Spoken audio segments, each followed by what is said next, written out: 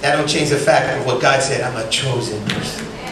I'm a chosen person. I might not be good enough for the teacher. I might not be good enough for my high school principal. I might not be good enough for drill sergeant. But I'm good enough for Jesus. I'm a chosen person. You and I sit here, we are chosen. We are a royal priesthood, a holy nation, a people belonging to God, that you may declare the praises of Him who called you out of darkness and into wonderful light. Some people can't relate to that because they don't know what it's like to be in darkness. They don't know what it's like to have sin so overwhelmed them, so enveloped them, that they wish they could get out, but they can't. Some people can't relate with that darkness of, I wish I didn't do what I do. I wish I wouldn't go where I go. I wish I wouldn't say what I said. I wish I would do what I want to do, but I end up doing what I don't want to do. Peter kind of sounds like Paul. Peter says, you need to follow after that one that loved you and called you out of darkness. If Jesus called you out of darkness, you need to say amen. Amen. Our founding father Peter talks about our position. Your position number one is you are chosen. You are chosen, you are royal, and you are holy. You are chosen, you are royal, and you are holy. Don't let anybody look down on you because of your age. Don't let anybody look down on you because of your failures. Don't let anybody look down on you because of what you did last summer. You know what? God in His grace and His mercy has forgiven me, and I can stand up today and say, I am a chosen, royal, holy person before God. Why? Because of the sacrifice of Jesus Christ. That's where this all started. Amen. Our position is one of royalty, one of holiness. He talked about submission. In 1 Peter chapter 2, he says in verse 13 and 14, submit yourselves for the Lord's sake to every authority instituted among men.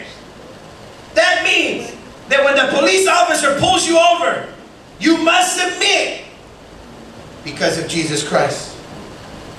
Not for your sake, for the Lord's sake. Not for your sake, for the Lord's sake. For the Lord's sake, when the police officer pulls you over, it's yes, sir. Now let me give you a quick hint. Roll down the window, turn on the dome light, and put both hands on the steering wheel.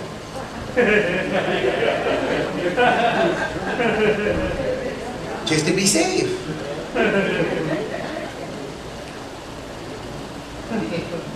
You got to respect authority for the Lord's sake.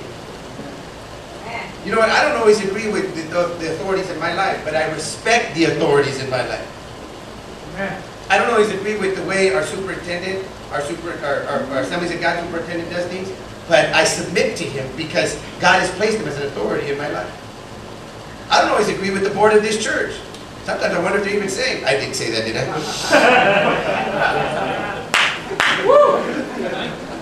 But when they make a decision, I must submit to the decision the board made. Why? Because if I'm running this place, it would not be here right now. But I got to submit to the authority God has placed in our lives. You guys know I'm on Jerry Dyer's administrative board, and there's things that Jerry does that I'm just like, man, dude. You know, right now he wants all the churches in Southeast Fresno to adopt a gangbanger. I don't know if it's like the foster child program. I don't know what he's talking about. And he wants us to adopt the worst of the worst. And he says, I want every church to adopt it. I'm like, why can't the people up north adopt a gangbanger? They have the means and the ways. Gangbanger needs a new pair of shoes.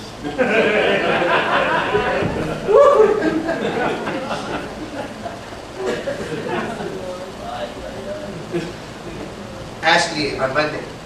Eli, why aren't you letting the mayor's gang task force initiative go through the pastor's cluster? And I go, because you haven't called me about it. But she said, what is it? And I go, you know what? I think the worst thing we can do is segregate the church. That's the worst thing we can do. Say all the brown people go to one church, all the white people go to one church, and all the black people go to one church. That's the worst thing we can do. Now, I don't know if you know this, I'm predominantly Hispanic. And the gangs in Fresno are predominantly Hispanic. They really are. So if we're going to say that the brown gangbanger go to a Hispanic church, well, all the Spanish churches are going to have gangbangers. Now, there is this epidemic, I don't know if you've seen it, walking around River Park, urban gangsters. Have you seen them? The little Anglo kids that are mad because their DSL is too slow?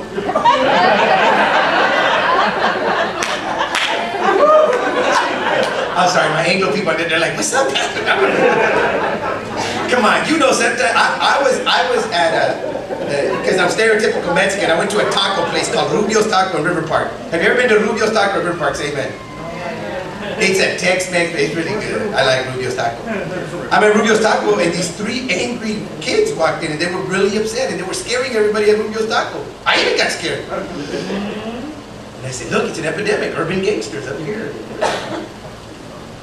But I look at this, once we start segregating the church, once we start, but you know what, I look at this, Jerry and Ashley are the authority that God has placed in our city. And let's try to support what they're trying to do. And if it's of God, it will succeed. And if it's not of God, they'll have to try something else. I think we should give all the gangsters a bus ticket to Oakland. Why Oakland? Okay, we can't send to Santa Barbara. They should send me to Santa Barbara. But I look at it and I wonder, but this is what God has placed in the heart. This is what we want to do. Then somehow, some way, I have to support it through the pastor's blessing. Because the authorities God has placed in our life. So he talked about our position. You're royal, you're holy, you're chosen. He talked about your submission to the authorities God's placed in your life. We got to respect them. You know what I find interesting? I watch Gangland on TV, and as soon as they get to prison, all the prisoners are talking about respect. Respect. How could you ask me this question? Man, you can't ask me this question. That's disrespect. Well, what got you in there was your disrespect for other people. You didn't respect authority, and now you want respect in prison. You should be out pulling weeds while you're there. Is this going on the internet? You can Then he talked about our conduct. Our founding father Peter would tell you in chapter 3, verse 8 and 9. Finally, all of you live in harmony. Santo, where was that Tuesday night? All of you live in harmony with one another. Be sympathetic. Love as brothers. Be compassionate. Be humble. Do not repay evil with evil or insult with insult, but with a blessing, because to those who you are called, they may inherit a blessing. I was going to take that out of my sermon. I really was. Now, I don't need that part of my sermon. But my second point was on it, so I had to put it on there anyway. But I look at this, and you know what? I can't just sit here and act like I walk on water. I messed that one up on Tuesday pretty bad. I really did. Why is it important? Why would Peter tell you and I, as a founding father, that we shouldn't trade insult for insult, that we should be compassionate, that we should be humble? Some of the kids that were swearing profanities on Tuesday because they didn't belong to that church, but that church was letting them play with them. I don't know for what reason they started swearing and going off, but for some reason they picked me to be the one they swore. And we found out Wednesday that this was all premeditated. They had planned this. They were going to try to start this. And what's interesting is, as they begun and what they did, now looking back, a person who's like that is like that for a reason. Something has happened in their upbringing that made them that way. During the game, they were good kids. During the game, they were playing. It was going back and forth. Everything was good. But at some point, something happened they didn't like, and the way they responded was by swearing at the authority that was on the field, which happened to me. Now, there's an umpire. They didn't swear at him. Their pastor was in the dugout, but they didn't swear at him. They swore at me.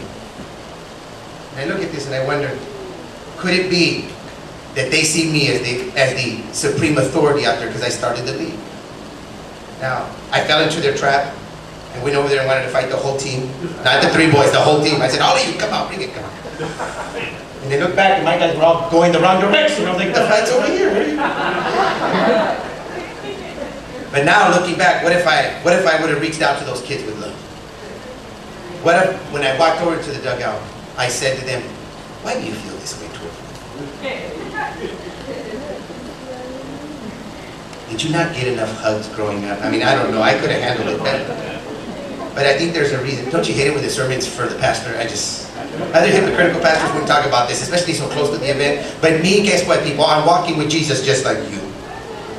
And I got a feeling I'm not the only one that went toe-to-toe with somebody this week. But I look at this and I say, there's a reason he would say this as a founding father. He understood something. There's a hurting world out there. There is a hurting world out there. And sometimes the only love, the only mercy they see is you. Sometimes the only person that loves them could be us. So the next time we play them, I'm going to try to hug somebody. Amen. Amen, amen. Can we hug before we play?